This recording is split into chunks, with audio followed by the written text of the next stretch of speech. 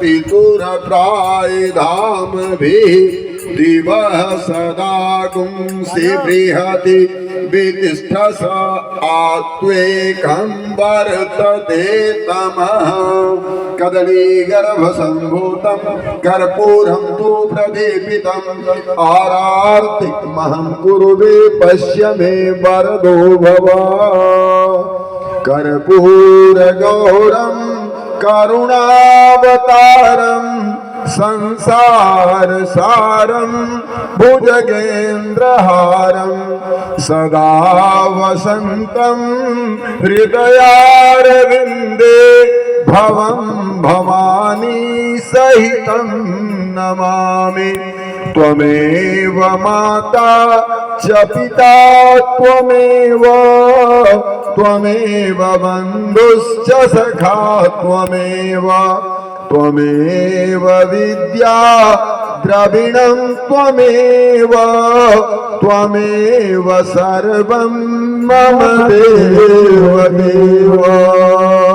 एक बार बोलिए जय विजय महादेव की जय।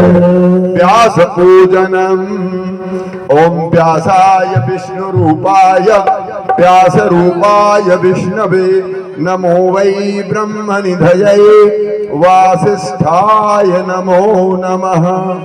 अचतुर्वदनो ब्रह्मा द्विबाहुरपरो हरिः अभाललोचनो शम्भुर्भगवान् वादरायणः।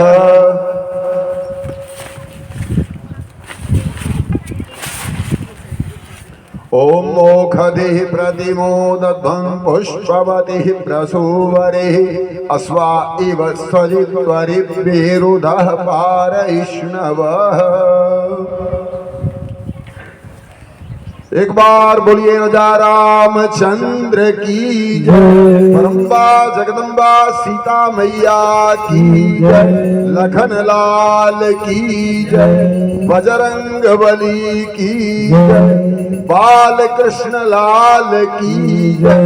नमः पार्वती पतये हर हर महादेव।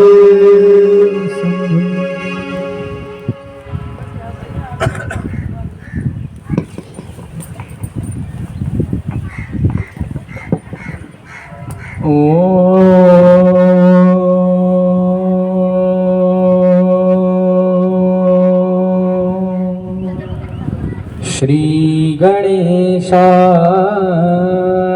नमः।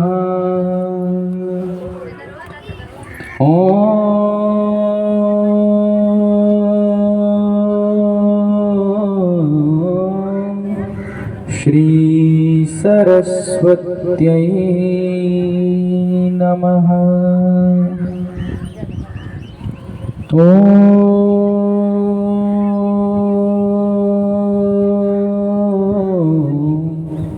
श्री गुरवे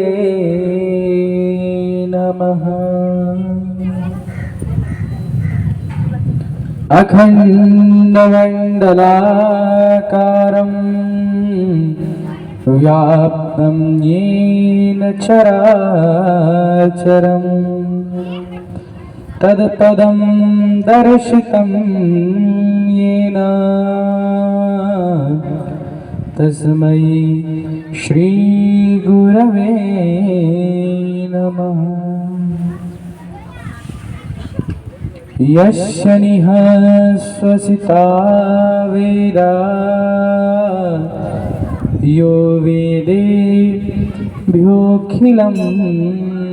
जगत् निरममेतमहं वन्दे विद्यातीर्थं महेश्वरम्।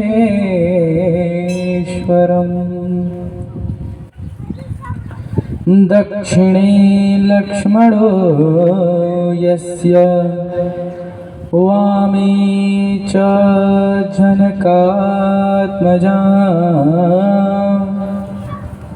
पुरतो मारुतर्यस्य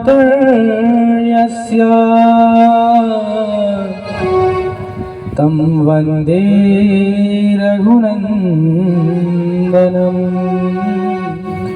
तं वन्दे रघुनन्दनम्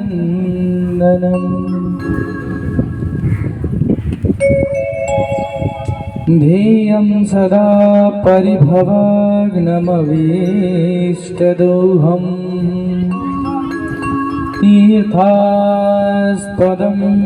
शिवविरिञ्चिनुतं शरण्यम्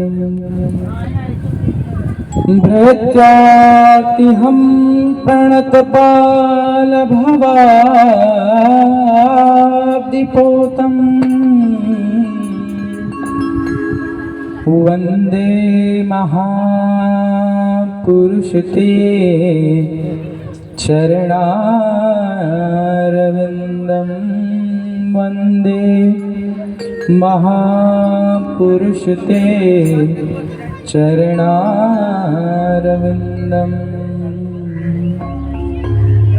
रामाय रामभद्राय रामचन्द्राय वेदसे रघुनाथाय नाथाय सीताया पतये नमः। भक्ति भक्त भगवंत गुरु चतुराम बपुए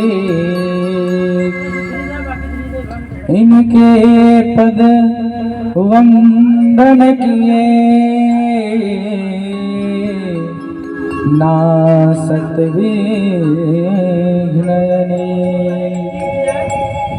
प्रणव पवन कुमार खलवन पावक ज्ञान घन जहाँ सुहृदयागा बसहि राम सर चाप धर। ओम श्री गुरवे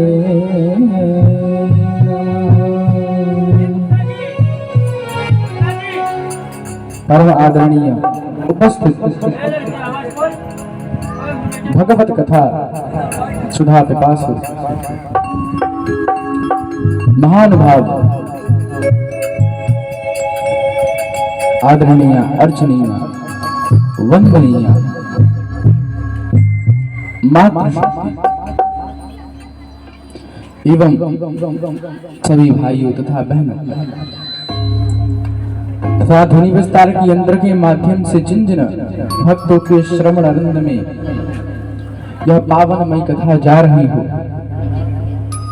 उन सभी के हृदय में विराजमान मेरे इष्ट देव भूत बाबा भगवान श्री भोलेनाथ के चरण कमलों में मेरा बारंबार प्रणाम।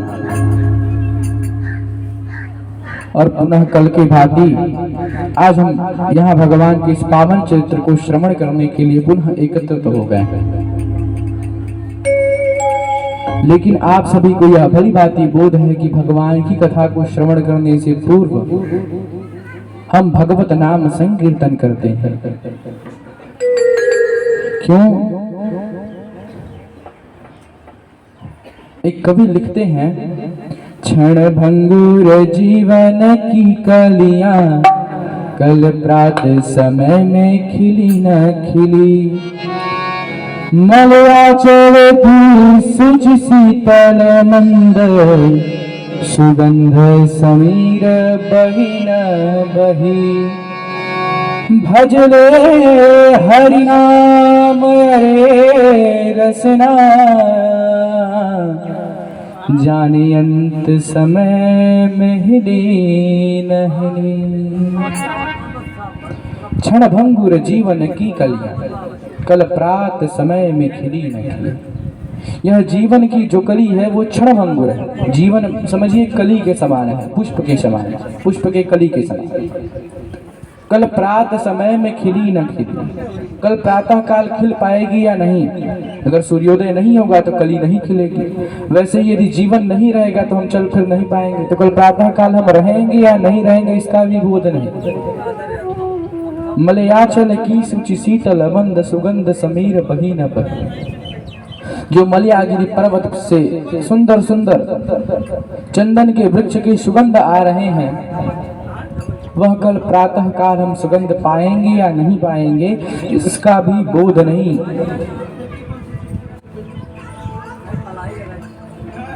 कफवात कंठ से, कफवात पित्त से यह कंठ अवरुद्ध हो जाएगा अंत समय में, और ना जाने अंत समय में इस कंठ से भगवान का नाम निकल पाएगा या नहीं। क्योंकि कई लोग कहते हैं कि हम जब वृद्धावस्था में जाएंगे, वृद्ध होंगे, तब प्रभु के नाम का संकीर्तन करेंगे। हमें तो यह भी नहीं पता कि हम वृद्धावस्था तक पहुंच पाएंगे या नहीं। हम उस समय भगवान के नाम का जप कर पाएंगे या नहीं। इसलिए अभी जितना समय है उस समय में भगवान का नाम जप लीजिए, नहीं तो अंत समय में केवल और केवल पछताना ही रह जाएगा और कुछ नहीं। सदैव भगवान का नाम जपते रहिए। तो आइए प्रभु नाम संकीर्तन के साथ आज की इस पावन कथा में हम प्रवेश करेंगे। मन सीताराम सीताराम रट रे, तेरे संकट जाएंगे कट रे। मन सीताराम सीताराम जप रे, तेरे सब पाप कटे। मन राधे श्याम रट रे, तेरे संकट जाएंगे कट रे। मन राधे श्याम जप रे, तेरे संकट कट जाए सब रे। हिरण्याकुश जुलुम ढहाया,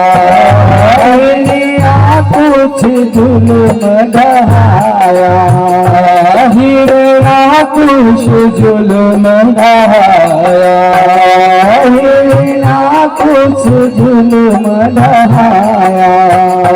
प्रहलाद को बहुत सताया, प्रहलाद को बहुत सताया, प्रहलाद को बहुत सताया, प्रहलाद को बहुत सताया।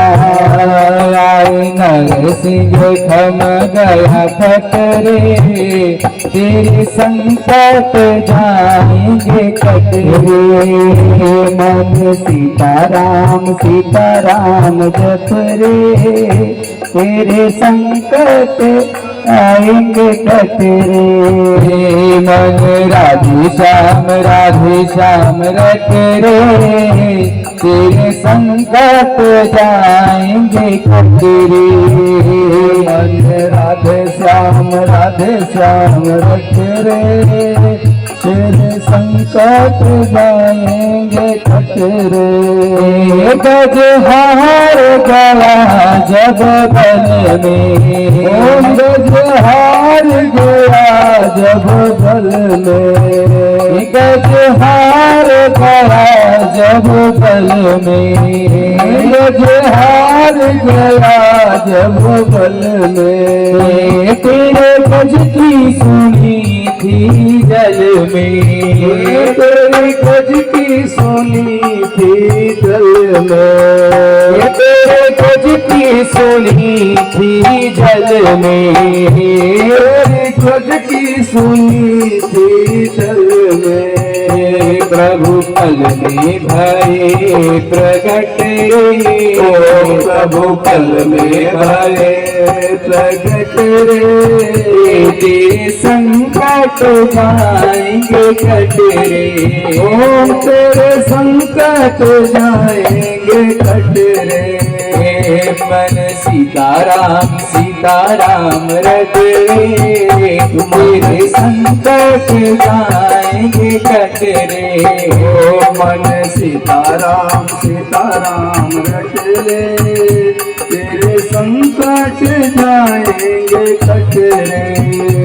अब जाए न कष्ट सारे, अब जाए न कष्ट सहारे, अब जाए न कष्ट सारे, अब जाए न कष्ट सहारे।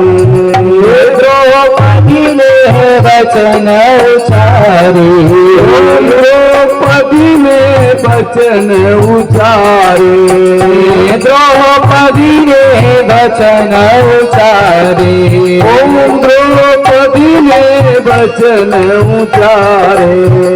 दुशासन का बल गया घट रे, दुशासन का बल गया घट रे, तेरे संकट जाएंगे कट रे।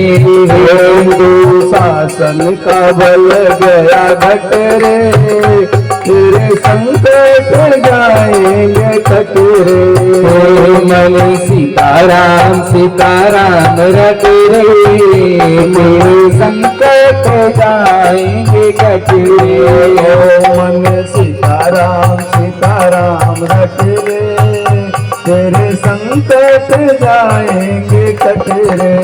हे मन राधे श्याम रट रे, तेरे संकट जाएंगे कट रे। हे मन राधे श्याम रट ले, तेरे संकट जाएंगे कट रे। हे मन सीताराम सीताराम रट रे, तेरे संकट जाएंगे कट रे। ओ मन सीताराम सीताराम रट ले, तेरे संकट जाएंगे कट रे। हे मन राधे श्याम रट रे, तेरे संकट जाएंगे कट रे। मन सीताराम सीताराम रट रे, तेरे संकट जाएंगे कट रे। मन राधे श्याम रट रे, तेरे संकट जाएंगे कट रे। मन सीताराम रट रे, तेरे संकट जाएंगे कट रे। मन सीताराम रट रे, तेरे संकट जाएंगे कट रे। बोलिए सियावर रामचंद्र भगवान की जय। श्री लखन भैया की जय। अनंत बलवंत हनुमंत लाल की जय। श्री उमापति महादेव की जय। नमः पार्वती पतये हर हर महादेव शंभो।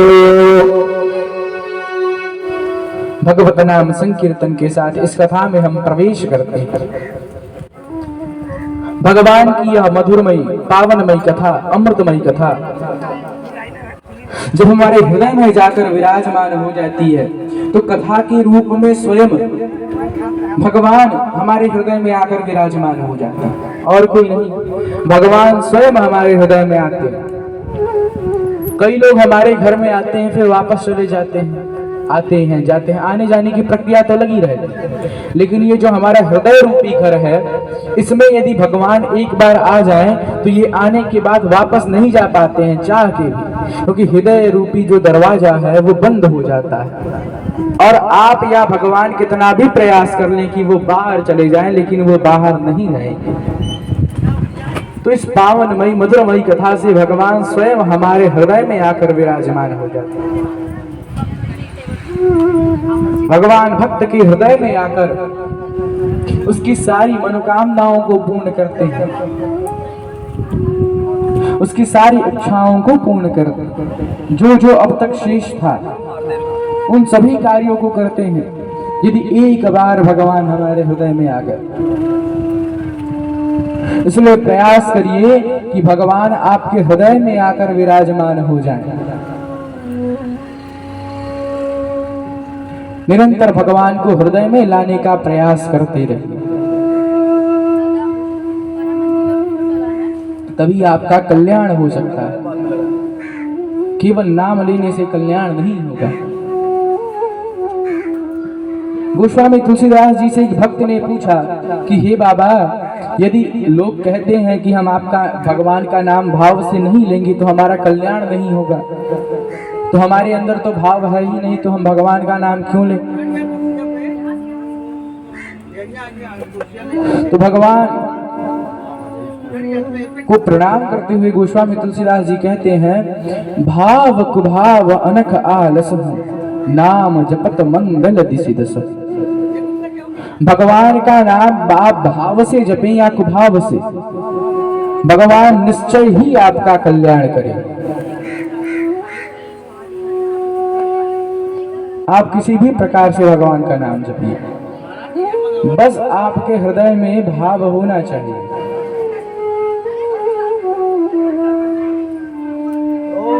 और जो भाव नहीं है वो धीरे धीरे धीरे धीरे उत्पन्न हो जाएगा। आप अगर नाम जपना प्रारंभ करेंगे, भाव किसी के भी हृदय में जन्म से नहीं होता, वो धीरे धीरे धीरे धीरे उत्पन्न होता है। पहले 1 मिनट, फिर 2 मिनट, 3 मिनट, ऐसे कर करके आपके हृदय में वह भाव स्वयं ही उत्पन्न हो जाएगा। इसलिए सदैव भगवान का नाम जपते रहिए, जिसके कारण आपके हृदय में भाव उत्पन्न हो। पूर्व की कथा में हम सभी ने श्रवण किया था कि भगवान कसभाति अपने गुरु श्री नरहरिदास जी एवं सभी जगत के गुरु वाल्मीकि जी, श्री हनुमान जी की वंदना कैसे करते हैं। तत्पश्चात गोस्वामी तुलसीदास जी संतों की और असंतों अर्थात असज्जनों की दोनों की वंदना करते हैं। तत्पश्चात गोस्वामी तुलसीदास जी महाराज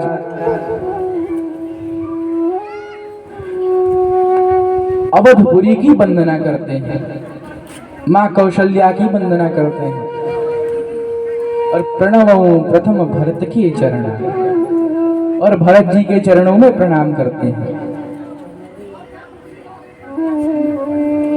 और जगत के आधार जिनके बिना यह जगत कहीं रुक ना पाए, जगत के आधार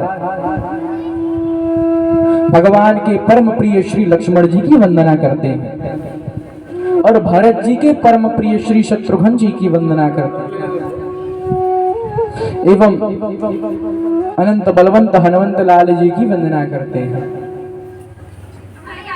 जनक सुता जग जननी जानकी अतिशय प्रिय करुणा निधान की माता जानकी की वंदना करते हैं। भगवान श्री शिव की वंदना करते हैं।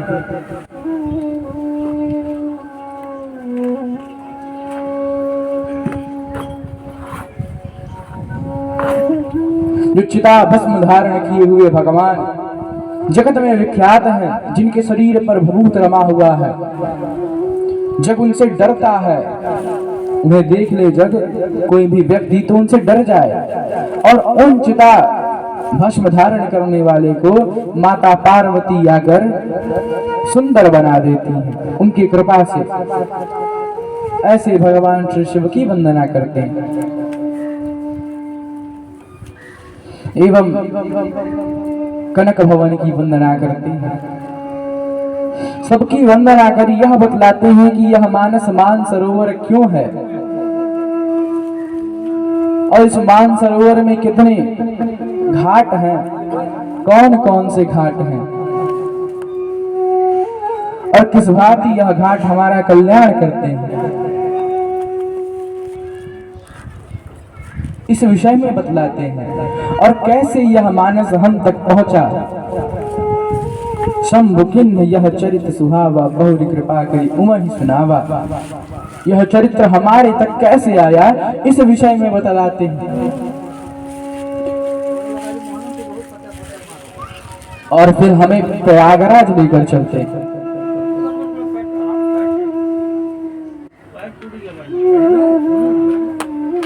लिखते हैं, भरद्वाज मुनि बसहि प्रयाग भरद्वाज मुनि बसहि प्रयाग भरद्वाज मुनि बसहि प्रयाग भरद्वाज मुनि बसहि प्रयाग भरद्वाज मुनि बसहि प्रयाग अति नहीं राम पद अति अनुराग नहीं राम पद अति अनुराग भरद्वाज मुनि बसहि प्रयाग भरद्वाज मुनि बसहि प्रयाग नहीं राम पद अति अनुराग नहीं राम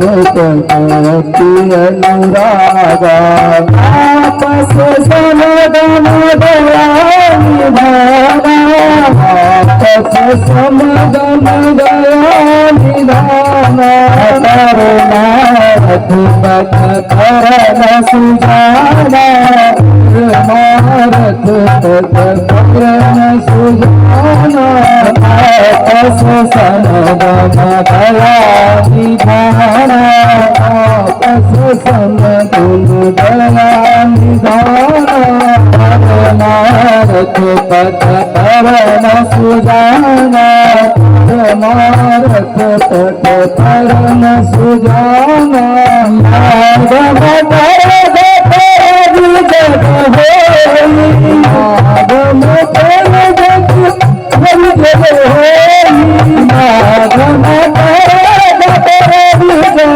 होई आगम कर जग होई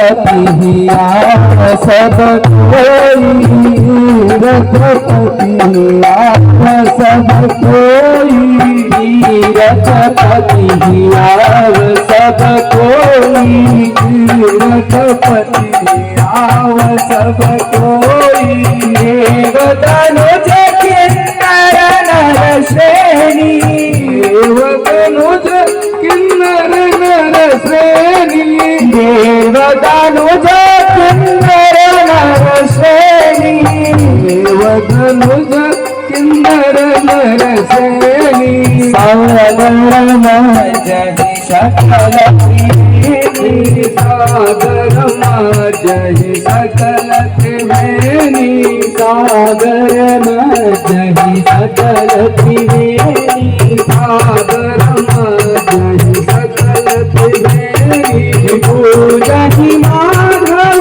पद जल जाता पूजहि माधव पद जल जाता पूजहि माधव पद जल जाता पूजहि माधव पद जल जाता परसिया कलबट हर सहि गाता परसिया परसिया कलबट हर सहि गाता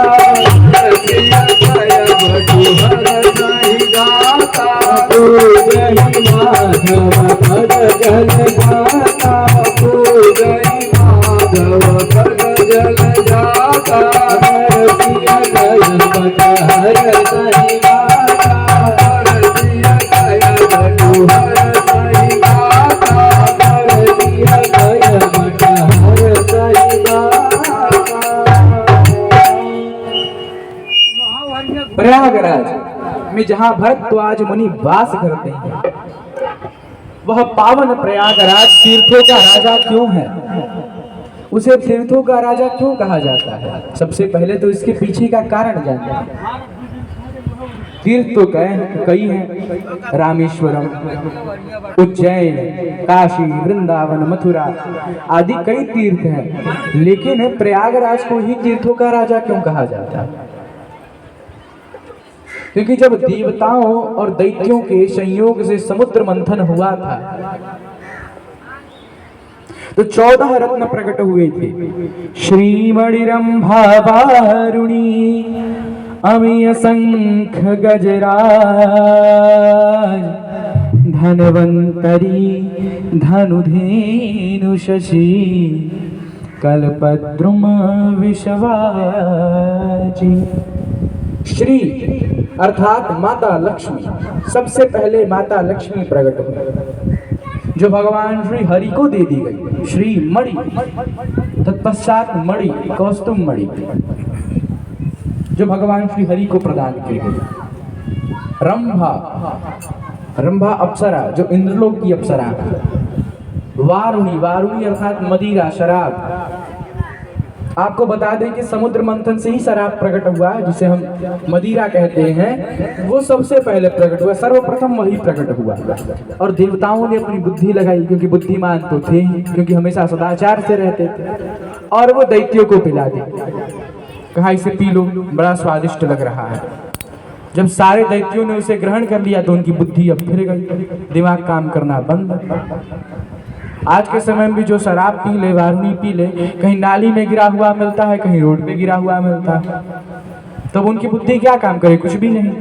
तो वारुणी के बाद 13 और रत्न निकले, 13 रत्न, जिनमें से एक भी रत्न जो है दैत्यों को नहीं प्राप्त हुआ। क्यों? क्योंकि एक रत्न शुरू में दे दिए, इतना गंभीर कि आगे बुद्धि ही नहीं काम कर रही थी, तो कुछ मांग ही नहीं रहे थे, सब जाने दे रहे थे, सब जाने दे रहे थे। शंख गजराज, पांचजन्य शंख जो भगवान श्री विष्णु को प्रदान की गई। गजराज ऐरावत नामक हाथी जो इंद्रदेव को प्राप्त हुई।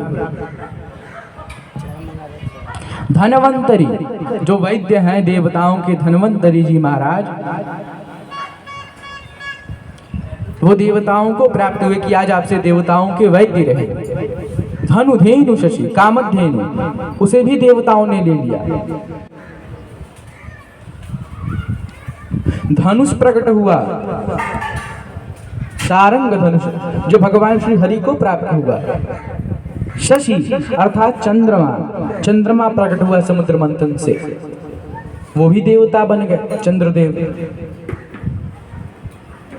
जब बच्चे बचपन में नहीं खाते हैं तो चंदा मामा दूर के पुए पकाए फूर के खा खा के माताएं खिलाती हैं उन्हें। चंद्र भगवान को मामा क्यों कहा जाता है? क्योंकि लक्ष्मी माता हमारी माता है और भगवान श्री चंद्रदेव माता लक्ष्मी के भाई हैं, क्योंकि एक ही साथ दोनों लोग समुद्र मंथन से प्रकट हुए थे।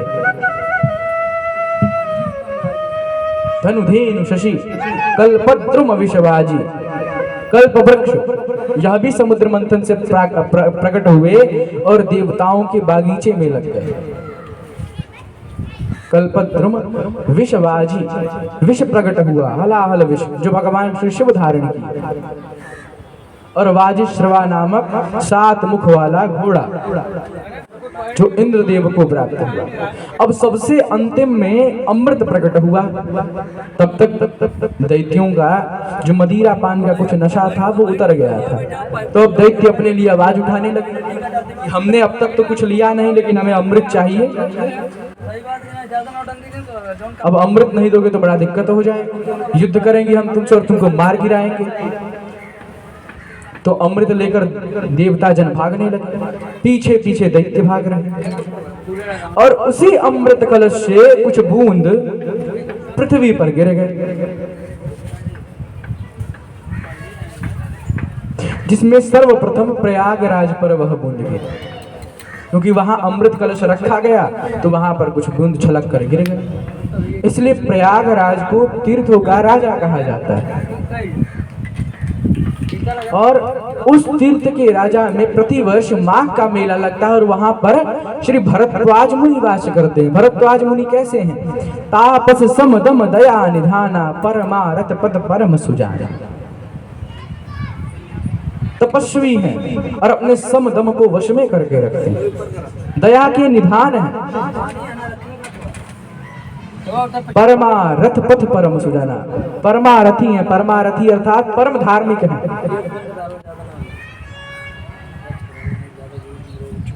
हमारे यहाँ 10 प्रकार के धर्म बताए गए हैं मनुस्मृति में। कहा जाता है धृति क्षमा दमोस्तीय शौचमिंद्रिय निग्रह, धैर्य विद्या सत्यमस्तेयम दशकम धर्म लक्षण।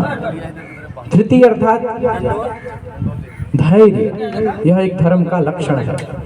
क्षमा, कोई गलती करे आप उसे डांट तो सकते हैं लेकिन उसे क्षमा कर दें, यह सबसे बड़ा धर्म है। दूसरे को क्षमा करना यह सबसे बड़ा धर्म है। अपनी इंद्रियों को जबरदस्ती दम से वश में रखना और अस्तियम चोरी नहीं करना। शौचम इंद्रिय निग्रह, शौच अर्थात स्वच्छ रहना। बाहरी स्वच्छ तो सभी लोग रह सकते हैं, अच्छा वस्त्र पहनिए, पवित्र वस्त्र धारण करिए तो आप बाहर से स्वच्छ हैं, लेकिन अंदर से आप कैसे स्वच्छ रहेंगे? तो लिखते हैं कि अंदर से स्वच्छ रहने के लिए आपको अपने मन को वश में करना। जो आपके मन में अनेक प्रकार के विकार दौड़ रहे हैं, काम, क्रोध, लोभ, मोह, मत्सर, ईर्ष्या, द्वेष, राग आदि ये कई प्रकार के विकार जो आपके मन में हैं, इन विकारों से दूर रहना यही आंतरिक स्वच्छता है। बाहर से स्वच्छ रहने का कोई अर्थ नहीं जब तक आप अंदर से स्वच्छ नहीं। यदि मानव अंदर से ही स्वच्छ नहीं तो बाहरी स्वच्छ तो एक भैंस गाय भी रहती है, क्योंकि जो भैंस गाय पालता है उनको रोज प्रतिदिन स्नान करवाता है, प्रतिदिन। तो जानवर से तो हमारी तुलना हो नहीं सकती, और उससे यदि बचना है तो आपको आंतरिक स्वच्छता रखनी पड़ेगी।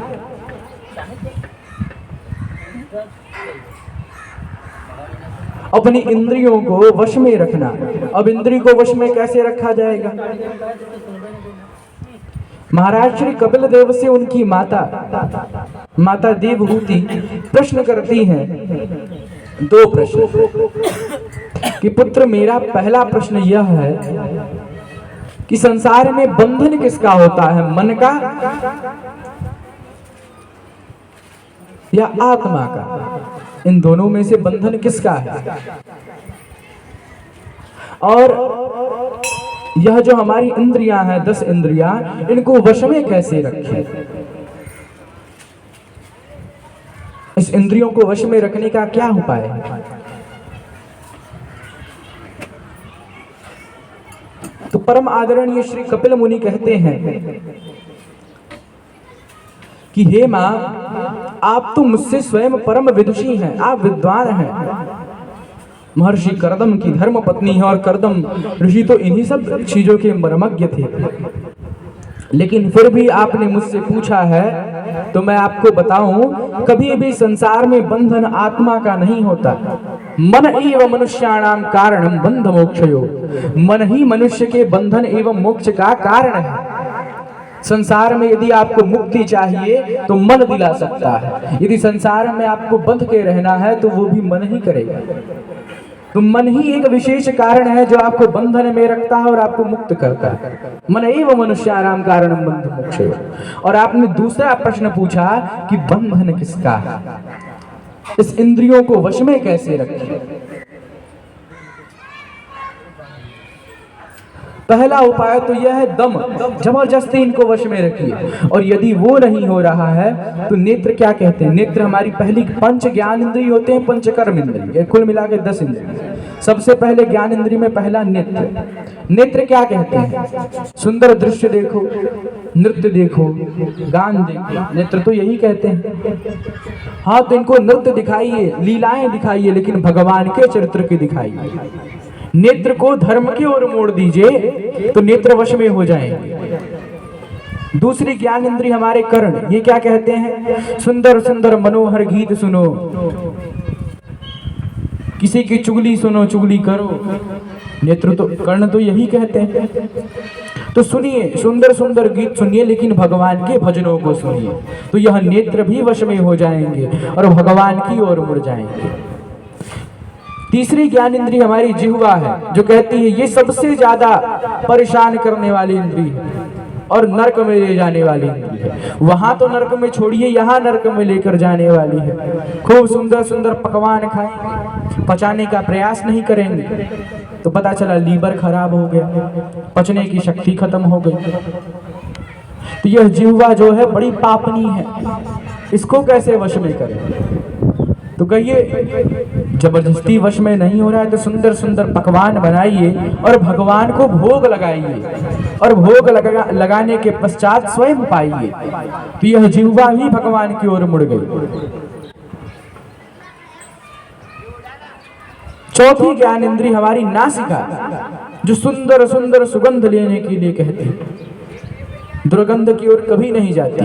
तो इसको सुंदर सुगंध दीजिए, भगवान को चंदन लगाइए तो उस चंदन का सुगंध लीजिए। तो यह नासिका भी भगवान की ओर मुड़ गई। और सबसे अंतिम जो हमारी ज्ञान इंद्रिय त्वचा, यह क्या कहती है? सुंदर सुंदर क्रीम पाउडर खूब लगाओ, सज धज कर रहो। यह चमड़ा जो है ये तो यही कहता है ना, खूब सुंदर दिखो। तो लगाइए, चंदन रूपी क्रीम लगाइए। लेकिन आज के समय मस्तक पर तिलक लगाने में शर्म आता है, नहीं नहीं हमको मत लगाइए भैया, हमारा थोड़ा सा स्टाइल खराब हो जाए, हम थोड़े सुंदर दिख रहे हैं, बेकार दिखने लगेंगे। लोगों का कहना यही है। लेकिन इससे दूर हटिए, और जब यह त्वचा कहे सुंदर सुंदर क्रीम पाउडर लगाओ तो भगवान के तिलक को धारण करो। यह भी भगवान की ओर मुड़ गई। तो यह 5 जो ज्ञान इंद्रियां हैं यह भगवान की ओर चली गई। अब 5 कर्म इंद्रिय, हमारे हाथ, यह हाथ क्या कहते हैं? दिन भर कोई इन हाथों को दबाए, काम ना करना पड़े, बस पड़े रहे, या इससे वीडियो गेम खेलें, टीवी देखें। क्योंकि हाथ तो एक स्थान से दूसरे स्थान तक किसी वस्तु को लेकर जाने में, ये हाथ का कर्म क्या है? एक वस्तु को उठाकर दूसरे स्थान पर रखना, या किसी भी हाथ के कर्म को करना, भोजन बनाना, पकाना। तो इन हाथों से भगवान के लिए भोजन बनाइए और उन्हें भोग लगाइए। इन हाथों से भगवान के लिए चंदन घिसिए, इन हाथों से भगवान को स्नान करवाइए। इन हाथ को भी भगवान की ओर मोड़ दीजिए। यह पैर क्या कहते हैं? यह पैर कहते हैं कि जगह जगह पर हम भ्रमण करें, लेकिन किसी तीर्थ स्थल पर नहीं, सुंदर सुंदर जगहों पर जाएं। तो आप जाइए, लेकिन इन्हीं पैरों से तीर्थाटन करिए। इन पैरों से कहिए कि चलो हमारे साथ वृंदावन चलो, काशी चलो, मथुरा चलो, तीर्थों पे चलो, घूमो। जब ये पैर घूमने के लिए कहे, तो टहलने के लिए कहे तो मंदिर तक टहल के आइए और भगवान का दर्शन करके घर जाइए। तीसरा कर्म इंद्रिय हमारा मुख, जो निरंतर चलता रहता है। किस लिए? इधर की बात उधर करने के लिए, उधर की बात इधर करने के लिए। अरे आज तिवारी जी के यहाँ गए थे, तिवारी जी ऐसा कह रहे थे। अब जो वो बोलेंगे तो उनसे सुन के उनसे कहेंगे। यह मुख हमारा इसी कार्य में लगता है। इस मुख को भगवान का नाम जपने के लिए उपयोग करिए। दिन भर राम राम कृष्ण कृष्ण जपिए तो यह मुख भी स्वयं ही वश में हो जाएगा। इन इंद्रियों को भगवान की ओर मोड़ देंगे तो इंद्रिय स्वयं ही वश में हो जाएंगे। क्योंकि इन इंद्रियों को जिस कार्य के लिए इंद्रिय हमें प्राप्त हुए हैं, उन सारे कार्यों को हम करने लगे एक एक करके, तो ये इंद्रिय स्वयं ही वश में हो जाएंगे। धृति क्षमा दमोस्ति यम शौच इंद्रिय निग्रह धैर्य विद्या, विद्या को धारण करना, सत्य अस्तियम, सत्य बोलना, कभी भी झूठ नहीं बोलना। 10 धर्म लक्षण, यह 10 धर्म के लक्षण है जिसका निरंतर हमें पालन करना चाहिए। और सबसे बड़ा धर्म क्या है? संसार में सबसे बड़ा धर्म क्या है? नहीं सत्यात् परो धर्मः, सत्य से बड़ा संसार में कोई धर्म नहीं। यदि आप सत्य बोलते हैं तो आप संसार का सबसे बड़ा धर्म कर रहे हैं।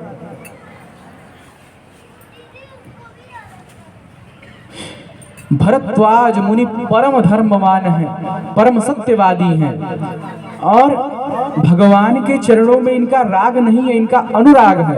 यह राग और अनुराग दो चीजें होते हैं। भगवान के चरणों में व्यक्ति का अनुराग होता है और संसार के चरणों में, माया के चरणों में व्यक्ति का राग होता है। राग अर्थात माया जो हमें घेरते जाती है, घेरते जाती है। कई बार भगवान के प्रति भी राग हो जाता है कि भगवान केवल हमारे हैं, इनको और कोई नहीं छू सकता, केवल हम छू सकते हैं। इनका पूजन केवल हम कर सकते हैं और कोई नहीं कर सकता। तो ये जो मैं शब्द है, यह व्यक्ति के अंदर अहंकार जन्म करता है और यही माया है, यह अहंकार ही माया है। और इन सब से परे है भरद्वाज मुनि। कहते हैं माघ मकर गतर रवि जब होई तीर्थ पति ही आव सबको। जब मकर राशि पर सूर्य जाते हैं तो तीर्थपति में अर्थात प्रयागराज में सभी लोग आते हैं। कहा जाता है हमारे मुनियों ने आकाश को शून्य माना और आकाश को 360 डिग्री के कंपास से नापा और 12 राशियों को बांटा, 12 राशि बनाए और एक एक राशि को 30-30 अंश दिए। तो सूर्य एक दिन में एक अंश चलते हैं तो एक महीने में एक राशि को पार करते हैं, 30 अंश चलते हैं। और वही सूर्य जब मकर राशि पर जाते हैं तो माघ का मेला लगता है, जिसमें दूर दूर से लोग आते हैं। देव दनुज किन्नर नर श्रेणी सादर मज्जहि सकल त्रिवेणी। सबसे पहले तो आपको ये बता दो ये माघ का मेला लगता क्यों है। पद्म पुराण के अनुसार यह कहा जाता है कि माघ के महीने में ही श्री ब्रह्मदेव ने सृष्टि की रचना की थी, इस सृष्टि को बनाया था। तो कहा गया कि यह माघ का महीना जो होगा ये उत्सव के स्वरूप में मनाया जाएगा, इसलिए इस माघ के महीने को परम उत्सव के स्वरूप में मनाया जाता है। पद्म पुराण के अनुसार इस माघ के महीने मकर संक्रांति के दिन से यह माघ का मेला प्रारंभ होता है। और इस माघ के मेले में प्रथम दिन जो व्यक्ति त्रिवेणी में सादर पूर्वक स्नान करे, भाव पूर्वक स्नान करे, उसकी मुक्ति निश्चित है, उसकी मुक्ति निश्चित है जो त्रिवेणी में स्नान करे।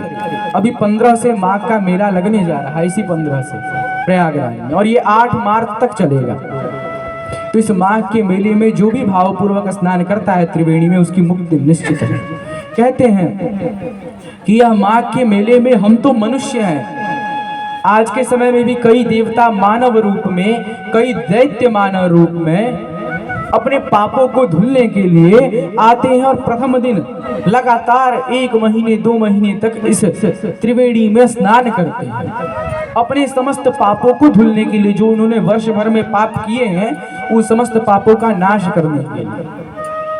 देवता की तो छोड़िए, दैत्य भी आते हैं। देव दनुज किन्नर नर श्रेणी, किन्नर आते हैं, नर आते हैं और अन्य श्रेणियां अर्थात जीव जंतु सब आते हैं। सादर मज्जहि सकल त्रिवेणी। 2 प्रकार से लोग नहाते हैं, एक सादर पूर्वक और एक जबरदस्ती। जब आप किसी को ठंडी में गंगा जी के तट पर लेकर जाएंगे और कहेंगे चलो नहाओ, तो कांपेगा पानी छू छू के, मैं नहीं नहाऊंगा, मैं नहीं नहाऊंगा। तो यह सादर पूर्वक नहीं है। जो व्यक्ति जाए वस्त्र उतार कर भाव पूर्वक उस गंगा में गोता लगाए, वह सादर पूर्वक है। तो सादर मज्जहि सकल त्रिवेणी, इस सादर भाव पूर्वक इस त्रिवेणी में स्नान करते हैं। और स्नान करने के बाद पूजहि माधव पद जल जाता, परशि अखय बट हर्ष जाता। कहते हैं त्रिवेणी स्नान करना बड़ी बात नहीं, वो तो आप कभी भी कर सकते हैं, लेकिन त्रिवेणी में स्नान करने के पश्चात 12 माधव की परिक्रमा कर और उनके चरणों में प्रणाम करते हैं, तब जाकर आपको पूर्ण फल प्राप्त होता है। प्रयागराज में लोग जाकर क्या करते हैं? यज्ञोपवीत संस्कार कराते हैं, मुंडन संस्कार करवाते हैं, श्राद्ध करते हैं, कई कर्म करते हैं।